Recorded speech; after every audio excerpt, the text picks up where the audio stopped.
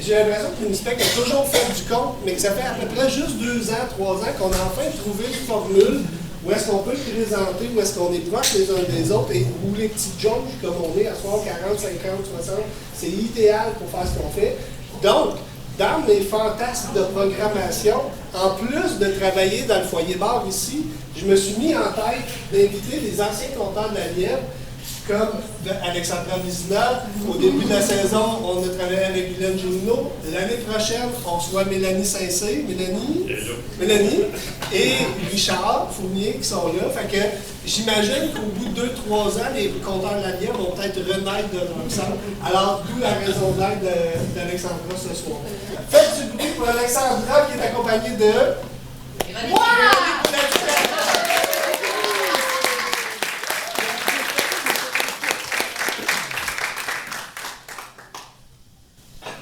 Bonsoir tout le monde. Je suis très contente d'être ici avec vous. Moi, là, l'histoire que j'ai à vous raconter, c'est une histoire véridique.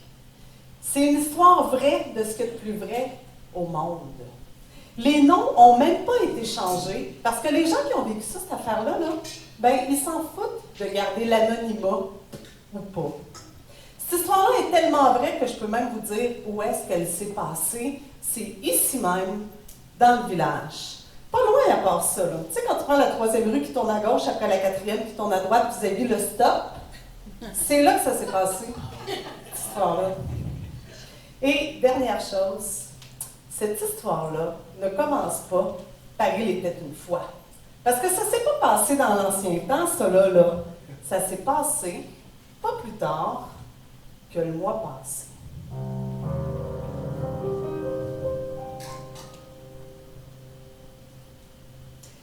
Il y avait une petite fille qui habitait juste à côté du cimetière. Puis quand c'était la nuit, à toutes les nuits, elle n'en manquait pas une. Quand ses parents étaient bien endormis, la petite fille, elle avait l'habitude de se lever de son petit lit. Elle enfilait ses petites pantoufles en laine, tricotées par sa grand-mère.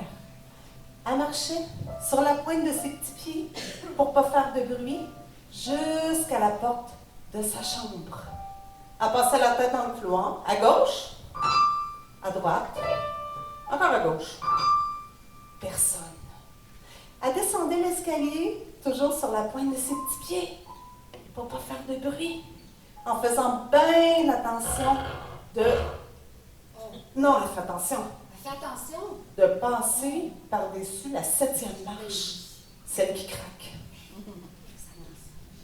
Elle ouvrait la porte de la maison, elle sortait dehors.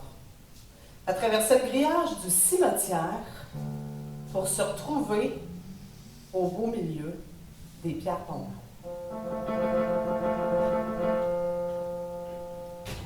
Allô, Monsieur Côté? Comment ça va? Salut, Madame Quebillon, je suis contente de vous voir. Ah, bonjour, Monsieur Jodoin. Vous avez encore votre air taquin, là. Eh, la petite fille, elle s'en allait jaser avec les morts. À toutes les nuits, qu'il pleuve ou qu'il neige, qu'il grêle ou qu'il vente, qu'il fasse chaud, qu'il fasse froid, la petite fille allait jaser avec les morts. Bonjour, Madame Simard. Ah, c'est toujours un plaisir de vous voir. Monsieur Robidoux, comment ça va? Ah, allô, Madame Cloutier. Ah, Madame Cloutier. Elle était tellement mignonne, celle-là. Elle était toute menue, toute coquette. On avait envie d'y donner 2 beaux gros becs mouillés sur ses joues joufflues de grand-maman. Elle avait tout le temps l'air de rire, Madame Cloutier. Ses yeux riaient, sa bouche riait, sa face au complet riait. Elle avait vraiment l'air d'avoir eu une belle vie, Madame Cloutier. Franchement. C'était une belle morte. C'était vraiment une belle morte, Madame Cloutier. Ça, c'est pas le cas de tout le monde, hein. Il y en a des morts, là. Laissez-moi vous dire, qui sont bien maganés.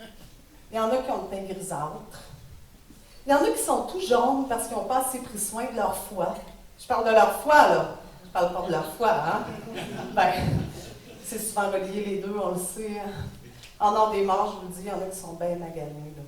Il y en a un, le pauvre lui, là, Monsieur Robidoux, là. Il avait le pied tout noir. La gangrène, il avait pogné là-dedans. Ouf, ça ressemblait à un bout de charbon carbonisé, cette affaire-là. Là. Oh, non, c'était pas beau à voir. Ça y montait jusqu'à la cuisse. L'odeur qui se dégageait de là. Oh, c'était pas ragoûtant, mais pas du tout. Puis l'autre, la madame la Lancette, elle avait une bosse sur le bord de la tête, une de ses exubérances, avec une croûte de gale, là, ça, des peines même, là, qui recouvrait tout. Les cheveux étaient pognés là-dedans, les coulisses de sang séché, ça y descendait juste dans le cou. Non, je vous le dis, des morts. Il y en a qui sont bien maganés. Mais le pire de ce cimetière-là, à mon avis, là, le plus magané, là, oh non, c'était tellement dégueulasse. Là. Il y avait une entaille, ça y partait d'ici, puis ça s'en allait jusque là. Une large entaille. C'était ouvert de même, cette affaire-là. C'était tellement dégueulasse. Inquiétez-vous pas, là, je ne rentrerai pas dans les détails. Là. Tu sais, on ne se connaît pas tous personnellement. Il y a peut-être des âmes sensibles ici ce soir. Là. Oh non, je ne vous dirai pas à quel point c'était dégueulasse. Mais les tripes, ça sortait de partout. De tout bord, de tout côté. Pas moyen de rentrer ça par en dedans. On dit que c'était dégueulasse. Mais le pire là-dedans, là, le pire, c'était les centaines. Les centaines de petits verres blancs qui bourbaient à travers de ça. Alors, je vous dis, des morts, il y en a qui sont mais bien maganés. Pensez-vous qu'elle avait peur, la petite fille? Pas du tout. La petite fille, là, elle les voyait plus, toutes ces blessures-là. Elle est habituée, elle, là, soit bien amochée ou juste un petit peu maganée, là, elle faisait pas de distinction. Elle les aimait toutes, les morts, puis elle jasait avec tout le monde. Puis ils se confiaient à elle, hein, les morts. Ils lui racontaient leur grande joie, leur grande tristesse aussi. Ils leur racontaient leur fierté, leur regret, leur j'aurais pu, leur j'aurais donc dû. Puis la petite fille, ben, elle les écoutait, elle écoutait, elle écoutait.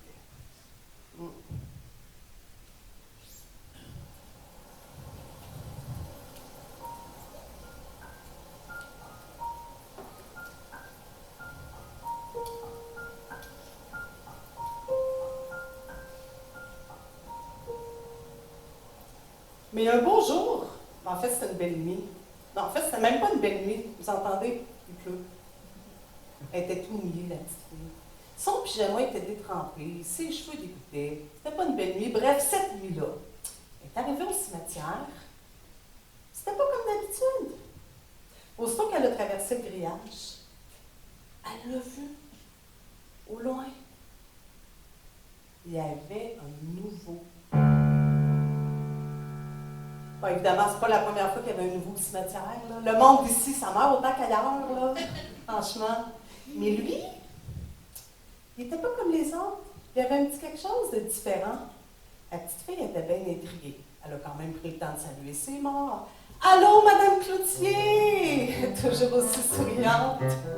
Bonjour, Monsieur Gagnon. Comment ça va? Ah, Madame Simon, salut, je suis contente de vous voir. Puis elle s'est avancée lentement, lentement. Elle s'est avancée lentement vers le nouveau. Elle ne voulait pas le faire sursauter. Il avait l'air tellement perdu. Il n'arrêtait pas de regarder partout autour de lui.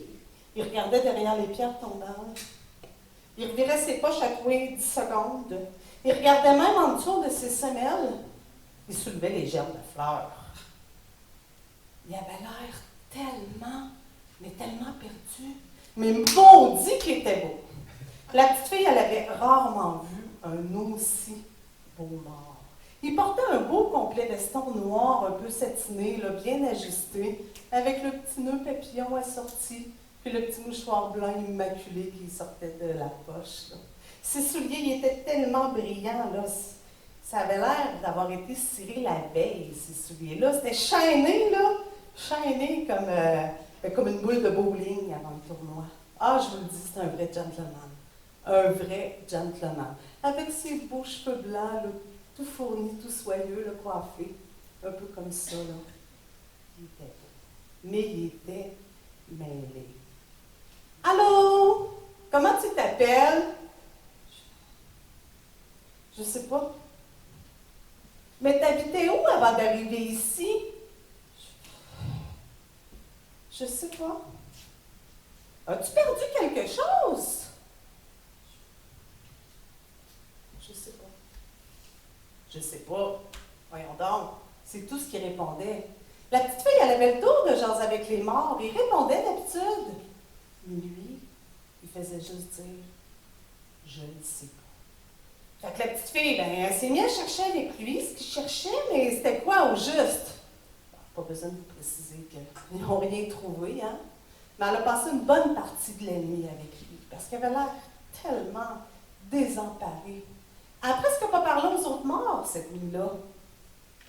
Pensez-vous que ça la dérangeait, que ça dérangeait les autres morts? Non. Pas du tout. Tu sais, les morts, là, c'est pas jaloux, les morts. Non. Puis c'est pas demandant, les morts, hein? Ça se contente de ce qu'on leur donne. Un mort, là, c'est zen. C'est bien zen, un mort. Mais lui, là, ce nouveau-là, non. Il n'avait pas l'air zen, mais pas en tout. Il avait l'air désorienté. Il avait l'air troublé. Il avait l'air à se demander qu'est-ce qu'il faisait là. En fait, là, il avait l'air pas prêt. Pas prêt à se retrouver là.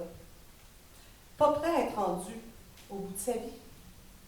Pas prêt à être mort. Ça faisait pitié. Vraiment. Puis, ben, à un moment donné, l'aube a commencé à se pointer. Le soleil allait se lever. Fait que la petite fille, il fallait bien qu'elle retourne chez eux avant que ses parents se réveillent. Hein? Ça ne tentait pas de le laisser de même, mais elle n'a pas le choix. Elle est retournée chez elle. Il fallait qu'elle dorme une petite heure avant le début de la journée. Ben, je sais, c'est pas beaucoup, une petite heure, là, pour une petite fille, mais pour elle, c'était assez. Que si vous voulez que je vous dise, c'était suffisant. Demandez-moi pas pourquoi, là. Moi, je ne sais pas, là. Puis l'histoire ne le dit pas, puis de toute façon, ça ne nous regarde même pas. Hein? Fait qu'elle est allée dormir sa petite heure. Elle a eu de la misère le lendemain à faire sa journée. C'est pas parce qu'elle était fatiguée, là. Pas du tout. C'est parce qu'elle n'arrêtait pas de penser au gentleman qui avait l'air si perdu, si désemparé. Elle voulait l'aider à l'école, pas moyen de se concentrer. Ses parents y parlaient. Elle ne répondait pas, elle n'était pas là. Elle était loin dans sa tête. Elle essayait de trouver une solution pour l'aider. Puis elle retournait au cimetière. Nuit, après nuit, après nuit, après nuit. Allô? Puis, comment tu t'appelles? Je sais pas. Mais as-tu une femme? As-tu des enfants? Je sais pas. Je sais vraiment pas. Puis, subitement, tout à coup, sans aucun avertissement, il a dit quelque chose de nouveau. Je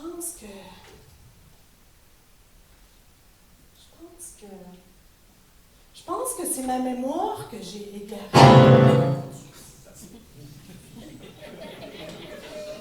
Je pense que c'est ma mémoire que j'ai égarée.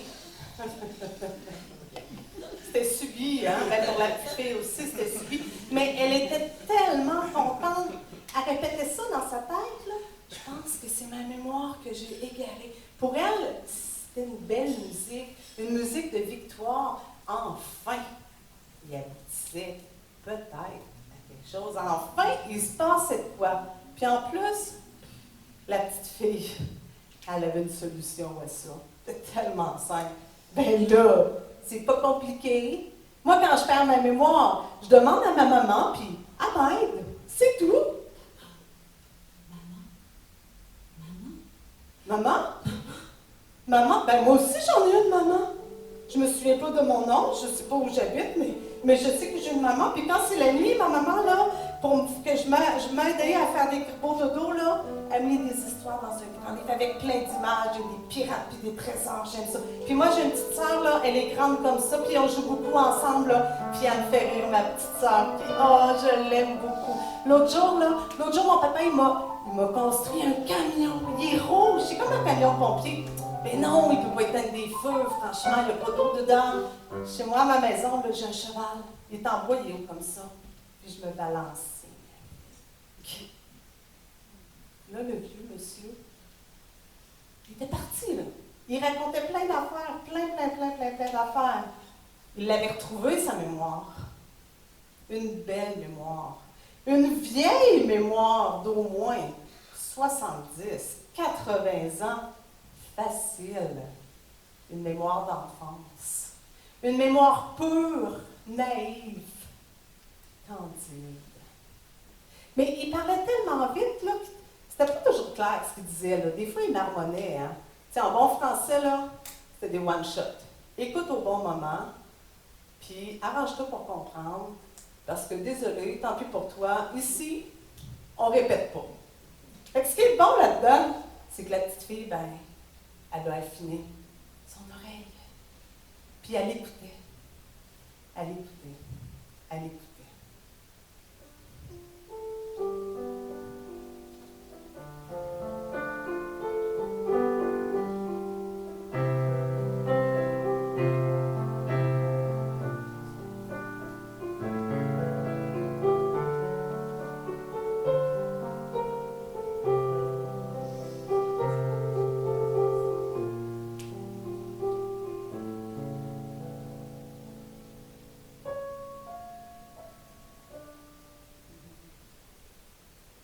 Mais vous le savez, hein, l'aube, ça finit toujours par se pointer, puis le soleil se lever. Fait que, ben, donc, la petite fille, elle est retournée chez eux dormir sa petite heure, puis elle a fait sa journée, l'autobus, l'école, les devoirs, le bain, la petite émission de télévision avec ses parents. Enfin, c'est l'heure d'aller se coucher. Ses parents vont se coucher. Ah, laissez-moi vous dire que ça ronflait solide dans la chambre d'à côté. La petite fille a s'est levée de son petit lit. Elle a enfilé ses petites pantoufles en laine, tripotées par sa grand-mère. Elle a marché sur la pointe de ses petits pieds pour ne pas faire de bruit jusqu'à la porte de sa chambre. Non, non, c'est pas vrai. Elle est allée à sa porte de garde-robe avant. Elle a ouvert la porte du garde-robe. Elle a pris des jouets dans ses petits bras. Un ballon, un livre, plein d'autres affaires. Elle aurait aimé s'en prendre plus, mais elle avait plus de place dans ses petits bras. Puis elle était tellement contente, elle s'en allait présenter ça au gentleman, qu'elle a marché sur la pointe de ses petits pieds jusqu'à la porte de sa chambre. Pour ne pas réveiller ses parents, elle ne voulait pas faire de bruit. Elle a passé sa tête dans le couloir, à gauche, à droite, encore à gauche. Personne. Elle a descendu l'escalier sur la pointe de ses petits pieds, elle était tellement énervée. Elle ne voulait pas faire de bruit, en faisant bien attention de passer par-dessus la 7e marche, celle qui craque. Elle a ouvert la porte de la maison, elle est sortie dehors. Elle a traversé le grillage du cimetière. Allô, Madame Cloutier, salut Monsieur Côté, allô, Madame Simard. Puis elle est allée porter ça devant le gentleman. Et ses yeux, les beaux gros yeux ronds brillants, ils étaient contents. Ils se sont mis à jouer ensemble, la petite fille qui jasait avec les morts, puis le vieux monsieur qui avait égaré sa mémoire. Mais là, il ne cherchait plus pantoute, là. En fait, il ne cherchait plus rien, là. Là, le vieux monsieur, là, il était dans le moment présent. Comme à peu près seuls les enfants sont capables de l'être. Dans son moment présent, à lui. Son précieux instant, son infini moment présent. Puis ils jouent ensemble, puis on les entendait rire, la petite fille et le vieux monsieur, le gentleman. C'était beau, c'était touchant. Si vous aviez été dans le cimetière cette nuit-là, là, vous auriez probablement versé une petite larme, parce que c'était très, très, très touchant à regarder. Puis les morts qui étaient là tout autour, qui regardaient, là, Mme Cloutier, Mme Simard, M. Jaudoin, Mme Lalancette, eux autres aussi, ils auraient probablement versé une petite larme. s'il y en avait eu encore dans le corps.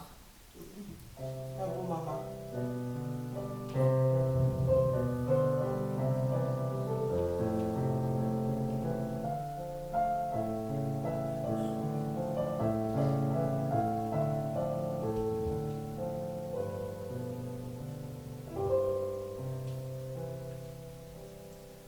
Mais on le sait, l'autre, ça finit par se pointer, le soleil se lever. Ben, la petite fille est retournée à la maison, malgré elle, est allée dormir sa petite heure. Ah, ça après, elle a passé la journée. C'était probablement la plus longue journée de sa courte vie. Elle avait tellement hâte au soir. Elle avait une surprise toute spéciale pour le gentleman. L'école, les devoirs, l'autobus, le vin, pas le vin, hein? Elle ne buvait pas de vin. Le vin, elle prenait son vin par exemple. Bref, elle finit par aller se coucher, enfin, et les parents aussi, et ça dormait. La petite fille, elle s'est levée de son petit lit.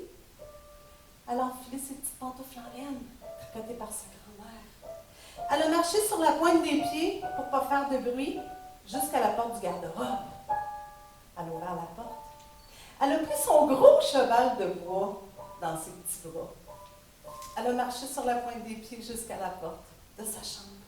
Elle passait la tête dans le couloir. À gauche, à droite, à gauche. Personne. Elle là, était fébrile, elle avait hâte d'arriver. Elle a descendu l'escalier avec son gros cheval de bois, sur la pointe de ses petits pieds, sans faire de bruit. Puis, elle a oublié de... Elle a oublié de passer par-dessus la 7e marche. Ça a réveillé ses parents. Ils se sont levés de leur lit. Ils ont marché jusqu'à la porte de leur chambre. Pas sur la pointe des petits pieds, ça, non. Ils ont passé leur tête dans le couloir, à gauche, à droite. Quand ils l'ont vue, leur petite fille, elle était rendue en bas de l'escalier en train d'ouvrir la porte de la maison. Puis le temps qu'ils la rejoignent, elle avait déjà traversé le grillage du cimetière. Ben voyons, tu peux me dire qu'est-ce qu'elle fait là, tout seul en plein milieu de la nuit? À parler en plus. Voyons donc, es-tu en train de devenir folle, notre fille, ou quoi? Et à ce moment-là, laissez-moi vous dire que les parents ont pogné de quoi. Vraiment. Ils ont eu peur. Ils avaient peur pour leur petite fille. Ils l'ont ramenée à la maison assez raide. Puis, ça a été la dernière fois que la petite fille est allée dans le cimetière.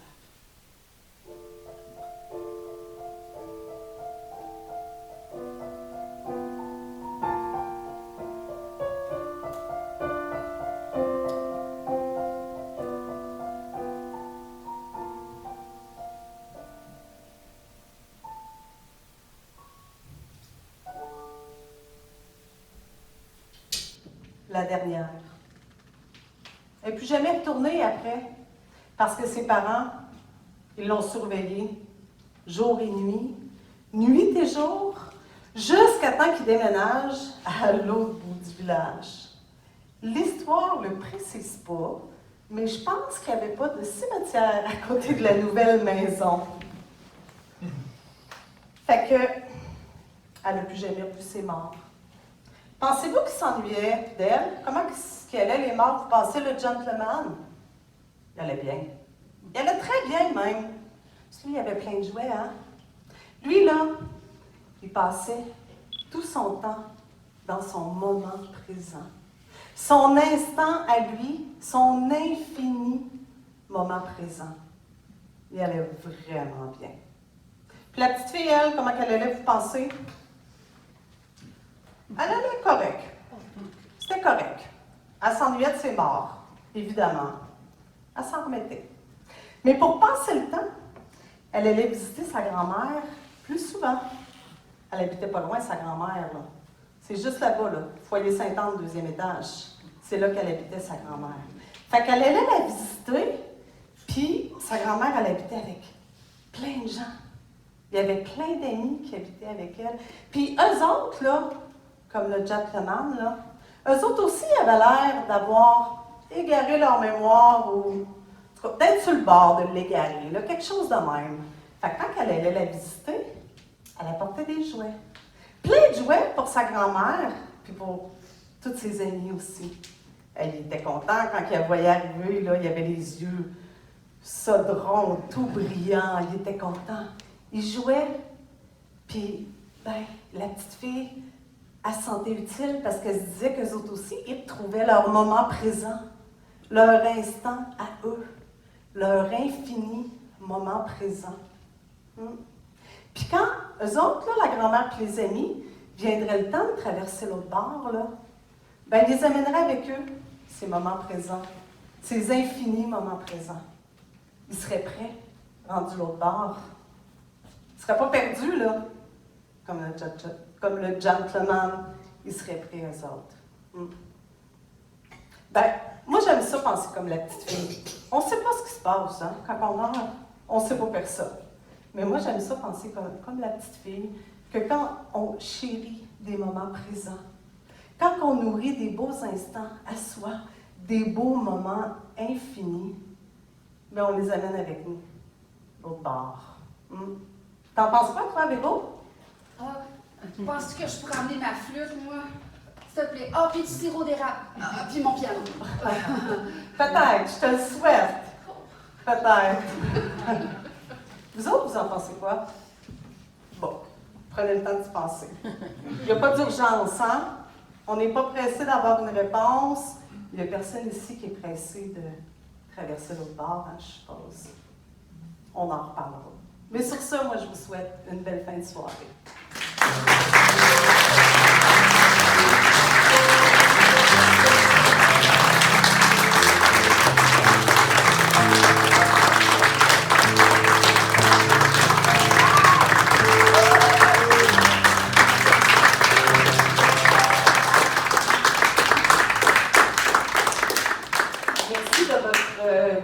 Vous avez fait comme la petite fille, vous avez habitué votre oreille. Hein? J'aimerais ça juste remercier deux personnes. La première personne, c'est Jérémia, ma fille, parce que Jérémia, elle est l'initiatrice de la petite fille qui jasait avec les morts. C'est la fille là-bas qui est en train de rougir, là.